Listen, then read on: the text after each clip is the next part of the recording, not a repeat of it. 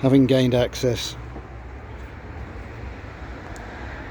I just moved the radiator apart to get space, the front grille, get space in, and realised that I'm going to scrap this badge anyway. So I just stuck a pair of pliers in and twisted off this section, which is the back of the badge. You see the type of spring clip that's on there. They're quite awkward to get off because it's quite deeply recessed on the inside here. So I found it easier just to grab it with a pair of pliers, twist it round and round till it snapped off. The other problem was, there's a self-adhesive section on the back of the badge. Got some plastic tools here so I don't damage the paintwork. But what I have done is eased it forward, and I've cut around the edge with a craft knife.